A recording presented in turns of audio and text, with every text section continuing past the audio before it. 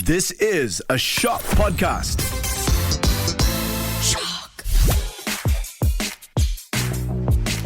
The C Word with Callista. Well, we're here last month of the year and last episode of the season. We started season 4 of the C Word with Elifs, who is signed to Red Records.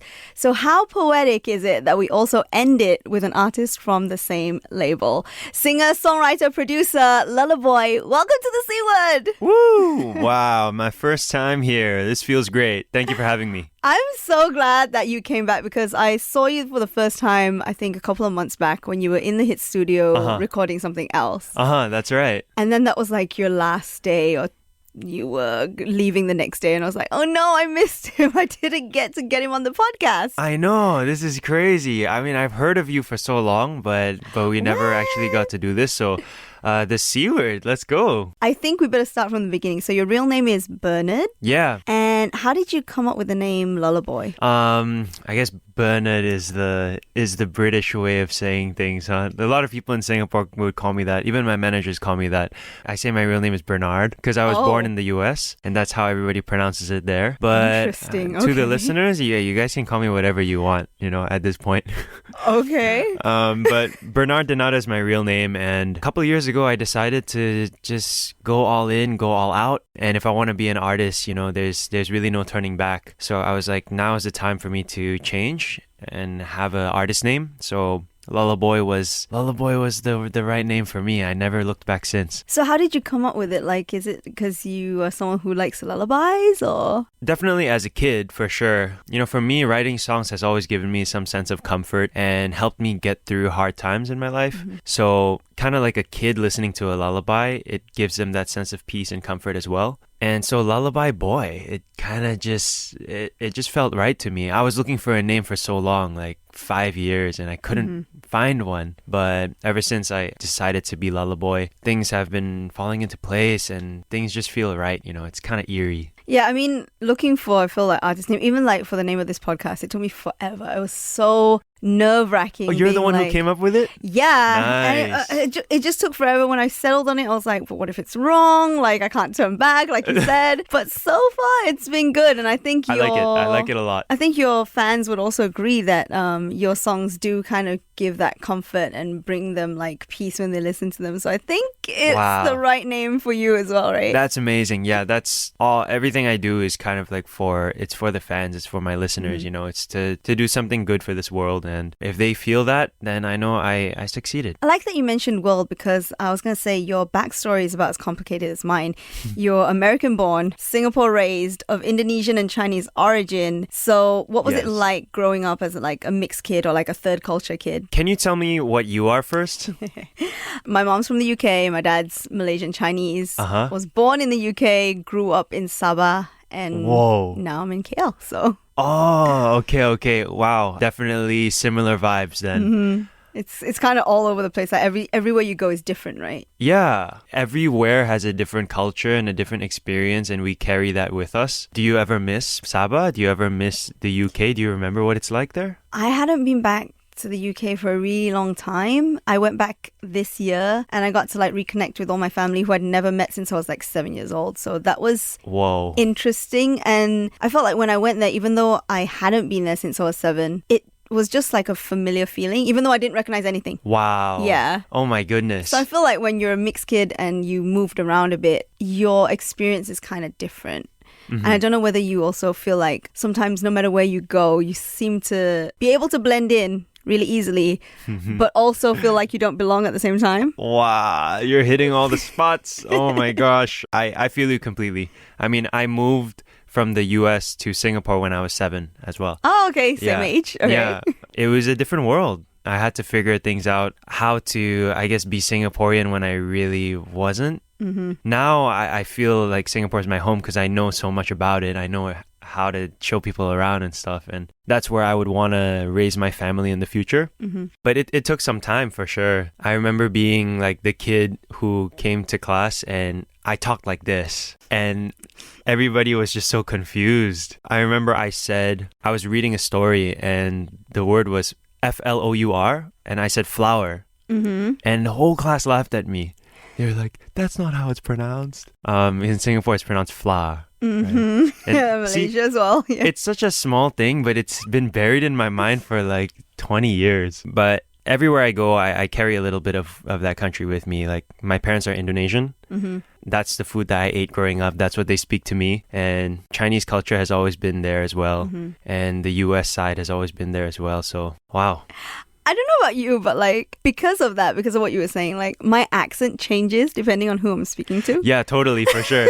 You can whoop it out when you need to, right? Like No, I have no control over it. Like what comes out is what comes out. Like sometimes it sounds like this. Sometimes I've got like this really strong British accent. Sometimes it sounds completely Malaysian. It's really weird. Wow, that's so funny. It's like out of your control already.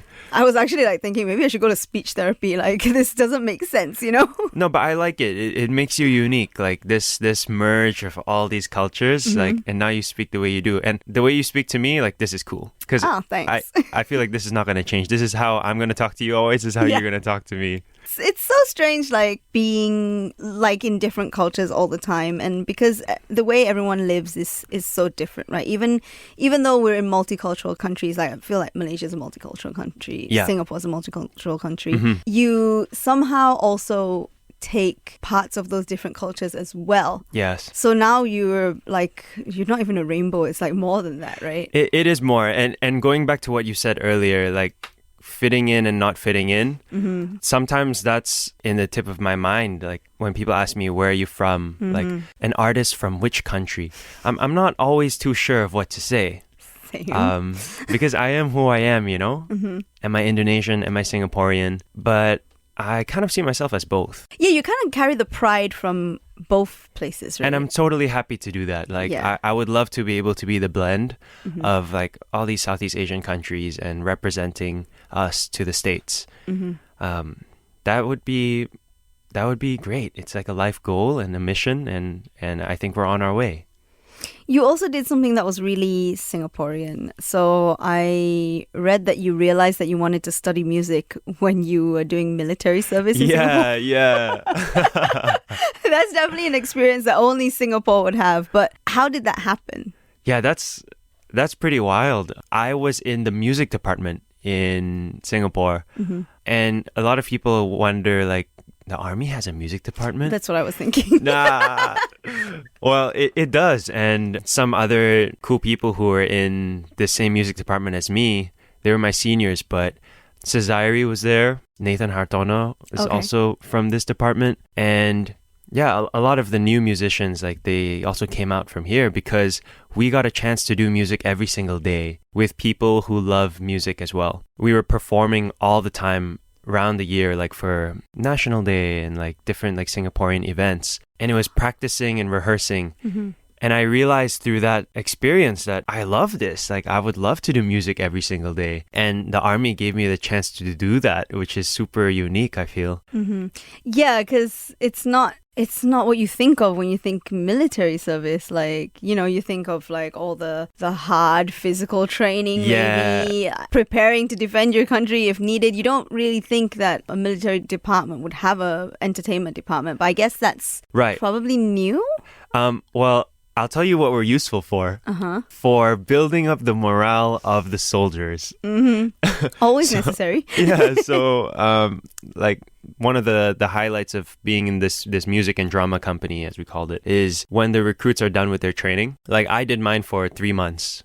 Like the hard training, but a lot of these guys, they have to do it for much longer, and they just need a break. They just need a way to let loose, and that's where we come in and we give them like this huge party, and it's always very lit. Yeah, I feel like especially now, like 2022, it's not like when we were actually at war and everything. Right now, people do think of the mental health of those who are serving the country. I mean, thankfully, luckily for us, Southeast Asia has been pretty chill in that department, but there are militaries around the world that have to actually go out and fight for their country, right? Yeah. And I feel like we've seen the after effects of what happens when they have to do that. And I think now, for instance, for Singapore to have an entertainment department in military service itself, I think it's a really good step. Right? And it's helping people realize their dreams as well. Yeah, that's the crazy part. Like, wow, I never would have expected that the army would kind of open up this path for me to just understand myself more. Mm-hmm.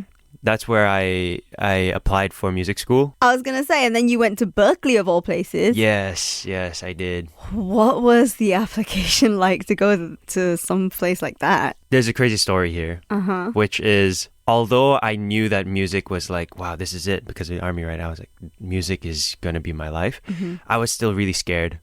And so I applied to it, but I never checked my audition date because I just never wanted to open that email and be like, okay, now it's time for me to do this audition. But when I finally did open the date, I realized I was 1 day late. And the audition happened 10 minutes from my house the day before. And in that moment, my heart sank and I realized, oh my goodness, did I just miss one of the biggest opportunities of my life? And so I panicked, called the school somehow and asked them when's the next audition date. And the next one was in London. Well, I had to go all the way to London to do this audition. And yeah, it was worth it. In the end, fortunately, I managed to get in. And that defined the next 4 years of my life. So was it as stressful as like it seems going to like such a prestigious school? It was a school full of people who are amazing at what they do. And for me, music was always, I learned it by feel, by hearing. My music theory was horrible and I kind of had to start from scratch when I was there to learn all these new things. But yeah, once again, it just, every experience that happens in life, it really shapes us, you know. And going to college was the most important time of my life, I feel. These 4 years, they really shaped me. Well, you had a pretty exciting journey because you were actually the first Indonesian Singaporean to intern at YG Entertainment. Yeah. That's, if you are into K-pop, you'll know exactly what YG Entertainment is. So what were you doing there? Like, how long were you there? What was it like? Yeah, it was the second year of uni in Berklee. We had 3 semesters in a year. So the whole summer semester, I had a choice of like what am I supposed to do? And I managed to get this unbelievable opportunity to go to Korea. And it was very scary. Imagine. Because I didn't know how to speak, you know? The closest experience I had to living outside of my house was college, but everybody speaks English. And everybody's going through the same thing. So you can check with your friends like, oh, how do I pay rent? How do I do this and that? How do I do my laundry and wash dishes? Right? But Korea, I was alone. And I had to travel there for 3 months to do this internship. I think it was 3 or 4 months, yeah. But I would do school in the morning. Like I would learn Korean language in the morning. And then after school is done, I would travel to the YG offices to do my internship. So what were you in charge of? I came in wanting to know about the back end of things, of how the business is run, what it takes to like build such an amazing company and really support the artists. So it was a lot of the business development side. Merchandise, I was involved with that, video editing stuff, and helping out with certain events as well. I wish that I had a chance to go into the music creation side, but now looking back, like I don't even think I was ready. They would have just laughed at me because they're so amazing, you know. Did it ever make you want to be a K-pop star? It didn't make me want to be a K-pop star, but it motivated me like crazy because I saw what the K-pop stars had to do, and I was like, okay, if I want to be an artist, then I need to put in like the same amount of work as them and more, because they're like talented like from birth, like unbelievable, right? So I mean, they go through a lot of rigorous training. So. Yeah. From young, and I didn't have that. I was running around playing catching and doing dumb things as a kid, you know. But that experience motivated me so much, and it prepared me for what was next to come. Did you get to meet anyone that we would know while you were there? Interestingly enough, during my internship period, I only met one person. You were there for 3 or 4 months and you only met one person? Yes. They really keep them secretive. Okay. But it was Lisa from Blackpink. Okay lah, never mind. Like, you meet one person, it's enough lah. She counts as so many, huh? Yeah, she's great. So I was helping out with her event when she had to fly to Jakarta. So she flew from Jakarta from Korea, and I flew to Jakarta from Korea as well. And we did this event, hung out the whole day with her, made sure everything was okay. Was this when she was first going solo? Way before. Oh, before. Way before. This was the end of 2018. Oh. Yes. After that moment, like, I mean, they were already huge when I met her, but the next couple years to come, oh my goodness, they just blew up even more. Is she as nice? Did you get to bond because like technically she's also Thai, right? So she's also Southeast Asian. Yeah. I'm glad that I could speak English to her for sure. Yeah. And she's super nice. She's exactly what we see. Like on the media, if she ever has interviews and stuff, you know, she seems like such a sweet person. And when the cameras are off, she's exactly the same. That was inspiring to me too. Like I want to be like her. So thankful I got to have that experience. I feel like all the Blinks are going to be excited to hear that because like the worst thing is when like, you know how they always say never meet your idols? Right. Hey, and that happens sometimes, Calista, right? Like, have you had those experiences? We can't deny that happens sometimes, but it's nice and refreshing to know that one of the biggest stars in the world, she treats her staff with respect, and she treated me with respect, and I was just this tiny little intern guy, you know, and I wasn't even Korean, so I was kind of this like outsider, but she was the one that was welcoming me. I'm sure she appreciated the fact that you are also Indonesian, so like you kind of were in home territory in a way. Yeah. I guess so. Yeah, I had to translate some stuff, and yeah, that was so much fun. I'll always keep those memories fun. You were also a songwriter, or are also a songwriter with SM Entertainment? It was kind of like a guest spot, I guess. So the YG internship was like the first time I spent a long time in Korea by myself. And I never thought that I would ever come back to stay there for a few months. But I got that chance again. And this time I was a little bit more prepared. I knew how to speak a little bit better. I had more friends and it wasn't burning hot. The first time I went, it was like a heat wave. And the people who were in Korea in 2018 will know that summer it was heat wave time. But this time I went, I was like, it was completely different. And I was invited to come to Korea as a guest artist for some TV shows, some award shows. I was hosting this award show for Tokopedia. And then when I was about to leave, I managed to have this huge opportunity with SM. And that was nuts because I finally got to do the music creation that I was talking to you about. This time I was ready. And it was so much fun just to work with these incredible producers and other writers as well. So which song did you work on? They have not come out yet. Okay, so we're still waiting for it to come out. Yeah, we'll be waiting. I know you did a song with Salem Elise, right? Yes. Yeah. She was my old college friend, actually. We were in the same class together. Oh, right. She also went to Berklee. Yeah, she's my Berklee classmate. And strangely enough, I actually learned a lot about songwriting from her. She's like insane. Like she, like her album was called Not Sponsored Content or something like that. Oh, right? yes. Unsponsored Content. Unsponsored Content, yeah. And like the way that she can blend so many different brand names into like one song, like I find that mind blowing. And it doesn't sound cheesy, you know what I mean? Yeah, it makes sense. She's incredible. And I got to spend time with her when she came to Singapore for her showcase. And she's exactly the same as she always was. This cheery, like, fun girl who squeals when she sees animals.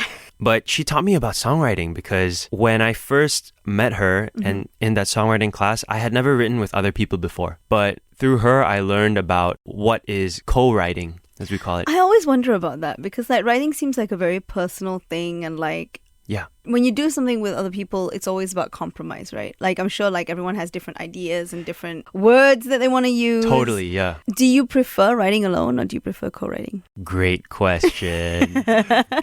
So for the personal songs, definitely alone.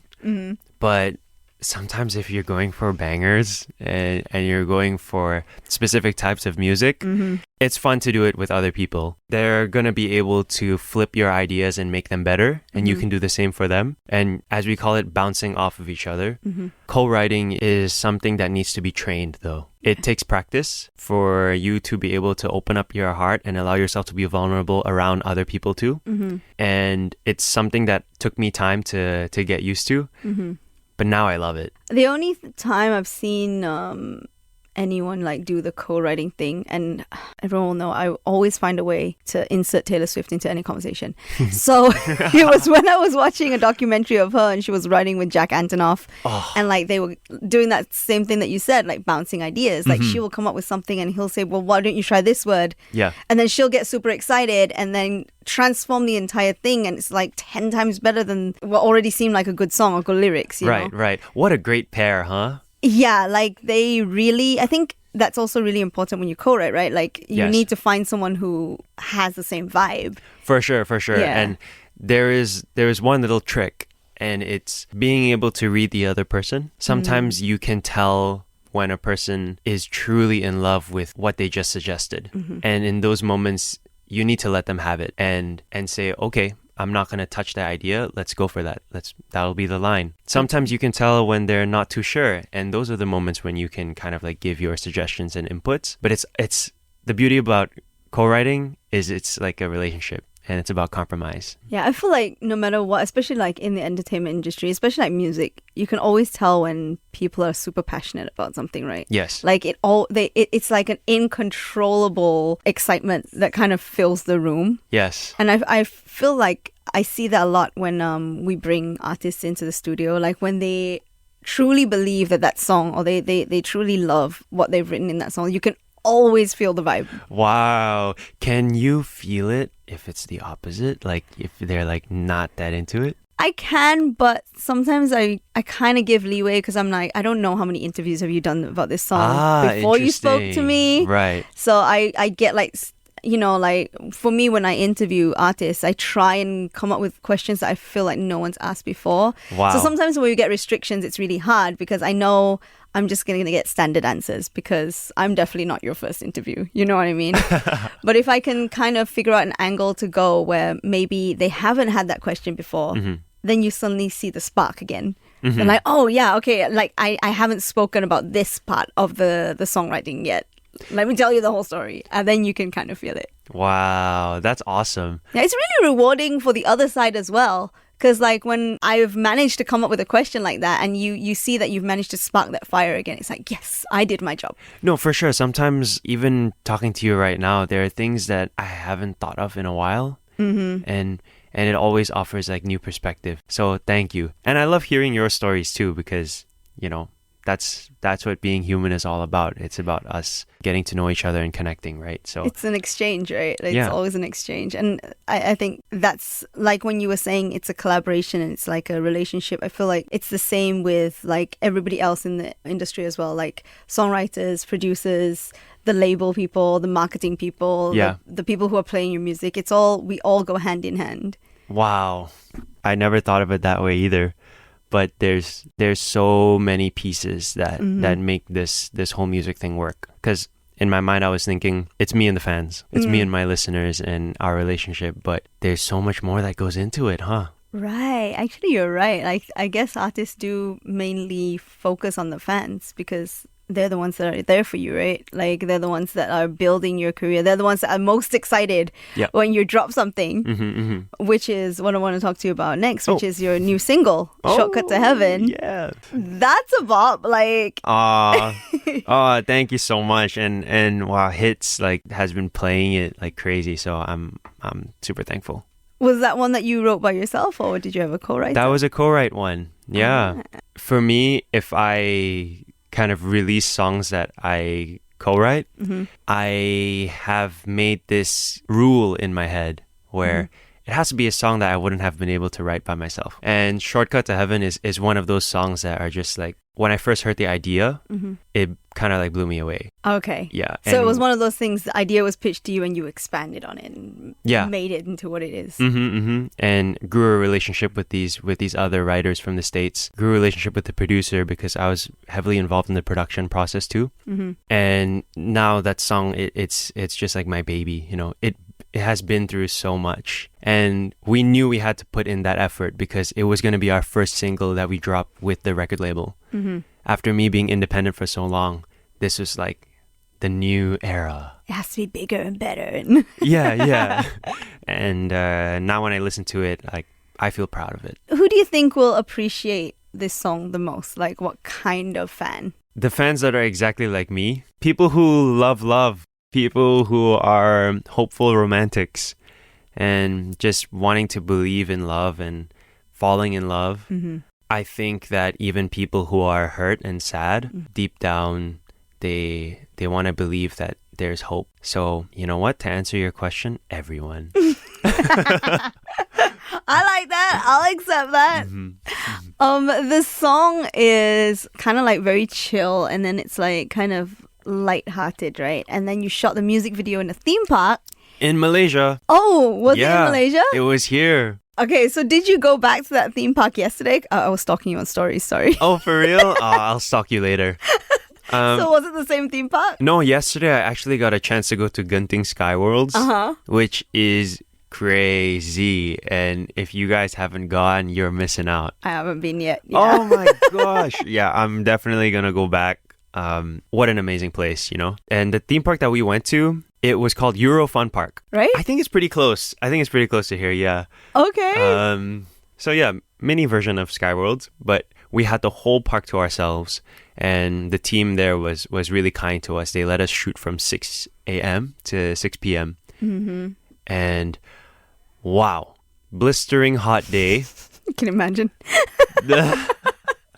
The stylist like put me in fur. Like I don't know what she. Of course, yeah. And she was a really small girl, so I think to her clothes were really big, but I was like almost like double her height, and so the clothes were so tight and furry, and wow, thinking about it, I remember the sweat. But hopefully the audience, when they watch the videos, they won't be able to see that. Tell. Oh, you okay. And like you mentioning that, I feel like I have to tell everyone, like Lullaboy is really, really tall. Like how tall are you? I'm 188. Yeah, so he is double my height, basically. So yeah, you'll see him from a mile away. So if you spot him on the street, you know. But do you really love theme parks? Are you a roller coaster person or not? How ironic, huh? For me, roller coasters are not the vibe. What? Yeah, No. I love the carnival games. I love winning prizes if I do win. Just experiencing the whole thing, you know, the food, the shops and stuff. But roller coasters, the kid ones are okay. I love roller coasters. You're a thrill seeker? Yeah. Wow. There's a scene in the music video of this like ride where they spin the chairs, like, and the spinning goes insane. You kind of like swing from a chain and you sit on this like little baby seat. Yeah. And it just goes crazy. We wanted to try shooting a scene with me sitting there and the cameraman would be in front of me. So we all got on the ride and we tried it. And this was the one ride that we went on. We died. We went one round. I had to like, we all tried to stop the ride at the same time. It was going so fast. And after that, I had to take a break. And just they were giving me candy and like different sweets to like wake up again. So if you guys watch the video, what we decided to do in the end was I just stood in front of the ride. Yeah. And it worked. You're gonna hate me. I love that. Oh, you know it? I Oh know. my gosh. Thrill seeker.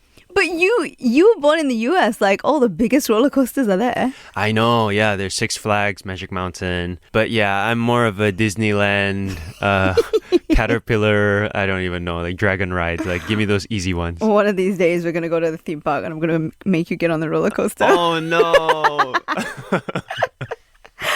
Well, also you're always on social media, right? Like, Yeah. Where do you find the time with everything that you're doing? Because I know you just came off like a long Southeast Asia tour, and yet when I go on your Insta stories, you always manage to post. You were posting yesterday at the theme park. So where do you find the time and the energy to still be able to do that with everything else that you're doing? It's a conscious effort. It's very easy for me to not be on my phone, actually. My friends will tell me that I'm bad at replying, but it's mainly just because I can have my phone in the other room and I'll be fine. I post on social media because I want to stay close to the fans and I want them to know what's going on rather than like leave them wondering. And even though it's not always easy to say, okay, I'm going to pull out my phone and like take a picture, because I'm somebody who likes to take things in and just like watch Like if I see a beautiful view, like I would want to just immerse in the moment. But I also have this feeling like I'm getting to experience something so amazing. Like I want to share this with the people that I care about. And that always helps me to be more like diligent with posting and stuff. Are you also someone who replies to your fans in the DMs and stuff? Because Yeah, I saw I do. a fan went to your concert and she wasn't able to get in because she tested positive, right? Right. And then you came out and actually took a video from far. And Oh, you saw that? yeah, that was really nice. Like not Aw. many artists would do that for their fans. Oh, wow. I mean, I usually know their usernames because I know who comments on the posts. I know who is really active with like sending me messages and DMs. There are just those fans that, and I try to remember everyone. I think if God permits me to be like more successful and stuff, it's gonna get harder. But for right now, while I still can manage, I feel like they deserve the respect of me like remembering them. So I try my best. And that girl, she's been following me for years, and that was the first time we ever got to meet. And can you imagine, like she travels all the way to this event and she finds out that she has COVID and can't join the party. Yeah. So yeah, that was the least that I could do for her. I mean, COVID is still out here ruining our lives. Yeah. Even though it's a lot better now, but you know, we True. still unfortunately have situations like this. For sure. Stay safe, everyone. But I'm sure she's going to have the opportunity to see you perform in the future. I mean, you're still on this really exciting journey. It's pretty much only the beginning, right? Especially with the new record label. Yeah. So, on the journey so far, what's the best advice that you've ever received, and what is the worst advice that you've ever received? This one's going to take some thought. I feel like we need to cut and restart this this podcast. Best advice, huh? Maybe something that you, until this day, you still apply. I'm staring into your eyes looking for an answer. She's actually staring into my eyes, being like, why must you ask me these tough questions? I think one thing that is super important is I have advice. Can I give advice? That was going to be my next question, yeah? It's to be thankful. It's to be thankful of the little things, not just the big things. But because on tour and in everyday life, things are not always going to go according to plan. Not everything is perfect. But there are a lot of little perfect moments that we need to be thankful for. And if we focus on that, it'll motivate us and encourage us to keep going. I feel like that's really good advice, actually. Especially like for people like me, I feel like I have a tendency to always want to go on to the next thing. Like I'll have this achievement, or I'll do something that I've always wanted to do, and then it's done. And then what's next? Wow. So I just kind of, okay, that's done now. I forget about it. I don't celebrate it. I don't, revel in the feeling. It's just like, okay, it's done now. What's my next goal? Oh my gosh, yes. So that's actually a problem that I've realized this year, actually. It's because you always feel like you're never doing enough. Because you really have to stop and look back at all the things that you've done so far to actually notice it. Yes, preach it, girl. That's exactly, that is it. A lot of people don't look backwards. Yeah. And you hear that advice sometimes. They're like, don't look back. But you have to, because you have to realize how far you've come. And then only can you give yourself some credit. If not, we're just going to be on this journey and it's never going to end. It's just going to be a life of like searching for what's next and something more. But like, look at how far you've come. Look at where you are. Like, I'm getting to do like this interview thing with you right now. So never forget that. Yeah, I think that's something that we need to remember. And I think that was really good advice. And saying that, you get to sit down and do this interview with me, but I get to actually see you perform live in a couple of days. So that's really exciting. So you're going to be the MC, huh? I am. Don't give me a hard time on stage. Oh, no, I'm so excited. I'm glad it's you. It's going to be awesome. This is going to be my first ever showcase in Malaysia, so I'm super excited. The team is working so hard on it, and I can't wait. Where can people find you if they want to know more or they want to just follow your journey? I'm everywhere. You'll be sick of me. I'm everywhere at Lullaboy or Lullaboy XO on Instagram and TikTok. You can just YouTube Lullaboy and you'll see a whole bunch of my videos. Although it feels like I'm a new artist and like I'm just starting the journey. I've been doing this for quite a while. So for all the new fans, like welcome to the Lala fam. Is that the fandom name? Do your fans have a name? Yeah, they just say that they're part of the Lala they fam. just say it. Okay. But I also like to call them dreamers. Yeah. Oh. If you're talking about them individually, you know? Yeah, I want everybody to always believe in their dreams and just follow their heart. I love this whole aesthetic. Lullabies, dreams, and just good music, you know? Oh, I'm glad. Well, thank you so much for joining me on the C Word Lullaby. And thank you for closing out season 4 with me. Closing? Yeah, this is the final episode of the season. Oh my goodness. Thank you for having me. This was so much fun. And I'm looking forward to what's to come. Well, and thank you for listening, and I'll see you next year. The C Word with Callista.